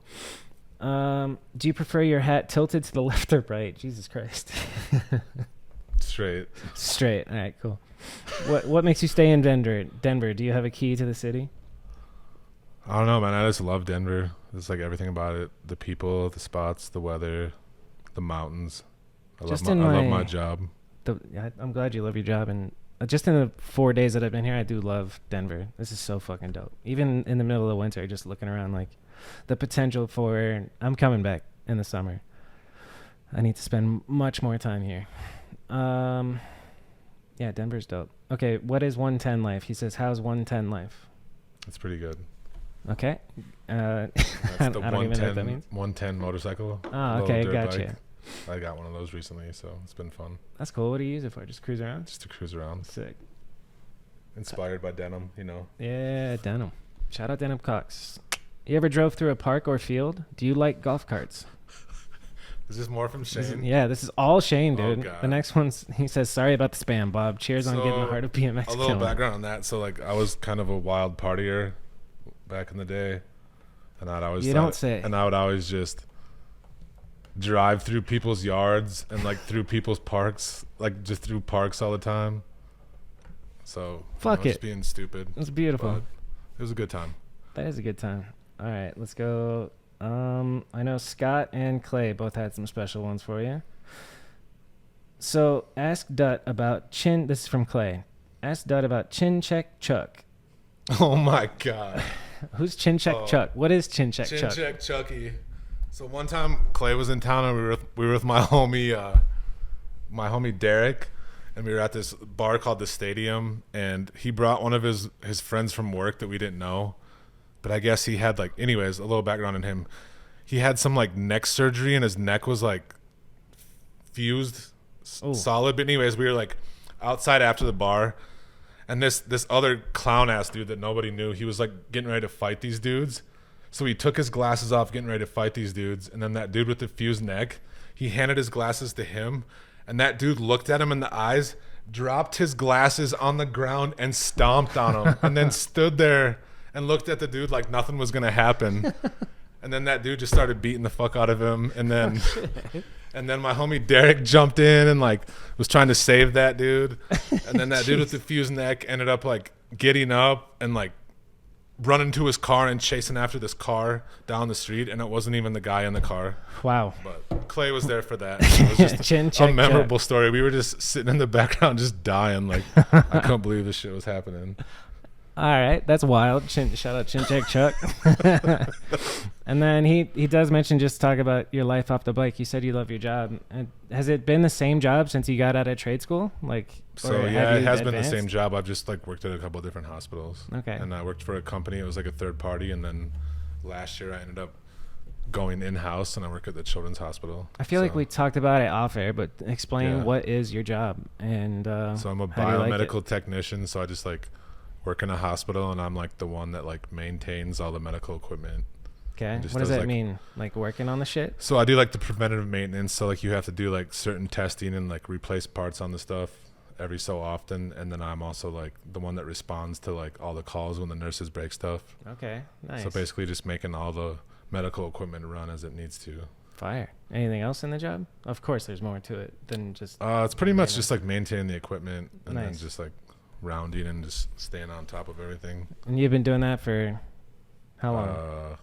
17 good career. years. Yeah, I like it. It's like very low stress. It seems perfect, like the nurse life, or not nurse life, but the hospital life of like you work 4 10s and then you have 3 days off. Like yeah, I love my schedule, so I always have Friday. I always have Saturday, Sunday, Monday off. That's fire, especially for like balancing. And what was the other part of that question? Clay's said his life off the bike. He has a pretty legit career.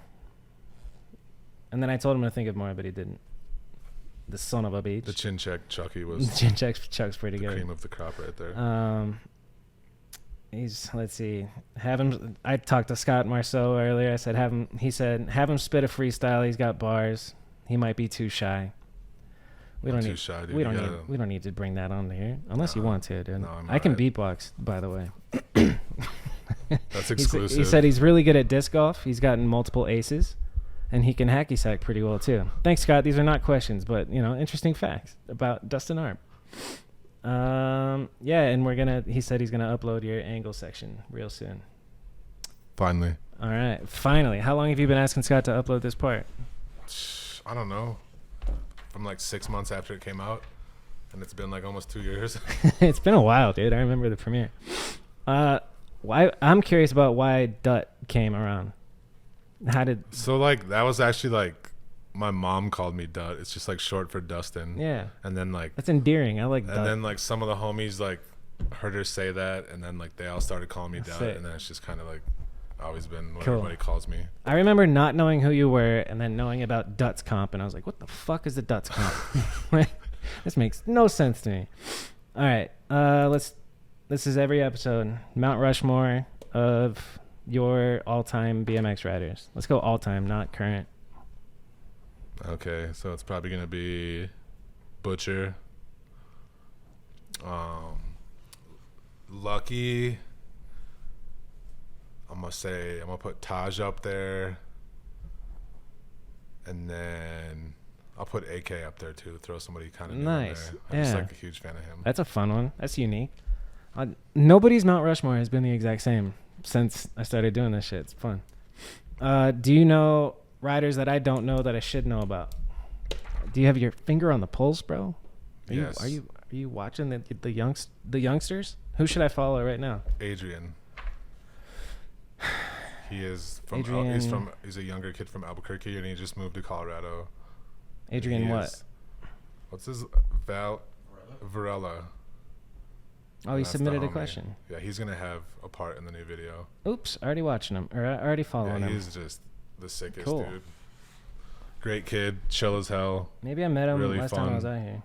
He literally can do everything, and he's just got such great style. Sick. All right. Hit me with a couple more. And then Danny Camacho. All the young kids, man, are just Camacho. So good. Colin, I think his name's Gilmore, last name. Little Colin. He's sick as hell. You probably know Master Chef Dev. He's amazing as well. Colin Gilmore? I think it's Colin_BMX. And then Master Chef Dev. He's an amazing rider and a character. Okay, Master Chef Dev. And then Micah Lee. Just all the... That's the one that I was talking about. Oh, yeah, earlier. Micah. Yeah, he's amazing. Master Chef Dev, getting a follow. Sick. Okay. And then Micah Bikes was his Instagram when I know him. Or it came out and saw him. Yeah, that kid was very impressive. All right, that's good. Another one, Sam Tedesco. He's the homie. He's from like New York, but he lived in Salt Lake City. He just like travels all around, but he's like been in Colorado for the last year, but he's like always all around. But he's probably got the heaviest shit for my next video. He's got some amazing shit, and every time How do you spell his last name? I don't remember what it's like. He has some like weird name for his Insta. Oh, fuck it. Sammy T, I think it is something. I can tag you on him, but he's sick. Sammy, no, it's not Sam Chamberlain. Whatever, we'll figure it out after. And then Tyler Trumbolt. You need to follow him. That sounds familiar. Yeah. He's the mastermind behind all the word videos. Is he just word on Instagram? No, it's Tyler Trumbolt. It's D Trumbolt, sorry. This is D Trem. Yeah, there he is. Rembolt, not Trembolt. Yeah, but there's a T in it, isn't there? Tyler I'm talking Rembolt. about the name. His Instagram name. Oh, D Trembolt. Yeah, okay. Tyler Trembolt. Yeah. Cool. Fuck yeah. That's Those are the all best people one on so my far. Yeah. Everybody, I mean, some people have hit me with some stumpers, but that was... Yeah, there's just so many amazing riders in Colorado. Yeah. It's awesome. The scene's popping. The spots are beautiful. The weather's amazing. What clip are you most proud of in your whole career, besides the Kinker X Up crook? Maybe the crook across the pool. Oh yeah, iconic. That shit was cool. That one was awesome. So somebody should come to Colorado this summer and get something else on that spot. It's a wild spot. How many times did you fall in the pool to get the crook across it? So we went there, and I pegs across it the first time, and it's like just anchored at the front and the back, so the middle's kind of wobbly. Yeah. So I actually didn't fall into any. The first time I grinded it, I had to jump off, and my bike fell in, and then it kind of was sticky too. So my homie Evan, he got in and he waxed it. Nice. And then just swimming, waxing, dude. And then one side is only like 1.5 feet deep. Oh, okay. And the other side's like 4 feet deep. Nice. So he got in and waxed it, and then I grinded it. I think I pegged it twice, and then I went for the crook, and I did the crook first try. What's the secret to locking into a crook? Don't slam your front peg down hard. Okay. And kind of just. I mean, I think the key to crooks is just do them a lot. Yeah, it's not really a trick you can like just bust out every once in a while. Somebody who's good at crooks told me not to think of it as a crook, but like an ice pick that you let set down. Like your weight isn't on your front peg; it's on the back peg, and you let the front peg. Just it kind of is on the back. Yeah. And then the scariest clip that you've ever done, riding wise, and then two more questions. The scariest clip, riding wise, it might have been back to the freaking X to crook. That was really scary because I knew if I unwinded wrong, it could be really bad. And then also that 60/40 that I was telling you about by my house. Yeah. That one was super scary because that spot is like so intimidating, and it's huge. Do you know how many stairs? I was trying to count earlier. I think it's like 20. 20. I think it's 20. 20 stair, 60/40, 40/60. And the 60/40s, unfortunately, they always have the death drop on the side. Yeah, for real. So they're always super scary. All right, and then that does make sense because like designing, they wouldn't have the second railing if there wasn't a death drop on the other. That makes sense. Okay. And then filming wise, like when you're behind the camera, are you ever scared? Have you been scared of like, what's the craziest shit that you filmed where you were actually nervous for somebody? I feel like a lot of Paco's part. I believe and then a couple of the clips that I was telling you about, that Sam Tedesco for my new video. Yeah. He's filmed a couple clips that I've been very that's nervous. exciting, dude. Yeah. But the Paco, like the big three over all those rocks, and then the over crank.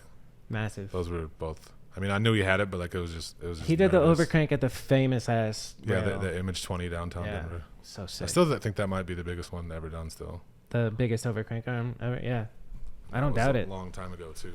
It's a hell of a clip, dude. First try. Fucking A. And then just bye. Later. Later, Paco. Came in with the bang and went out. One thing before we wrap up, I didn't even ask about like your family. You said you have a brother. Do you have any other siblings? Nope, I just have one older brother. One older brother. Yep. And then parents both still around? Just my mom. Just moms. Cool. Oh, I didn't know that about you. You know what I'm saying? I didn't know you had a brother. Any trips? What's coming up in the future? Anything you need to shout out before we wrap it up? Probably Oklahoma City trip. Then other than that, just hanging out in Denver this summer, trying to film a bunch. Fuck yeah, I'll be here in the Go up to summer. the mountains Get a out of bunch, Arizona. hang out, just come out and visit. I would love to. Is there hot springs out here? There's some in the mountains for sure. Yeah. Yeah, dope. What the unnamed video that's coming out at some point that you're working on? I'm excited for that.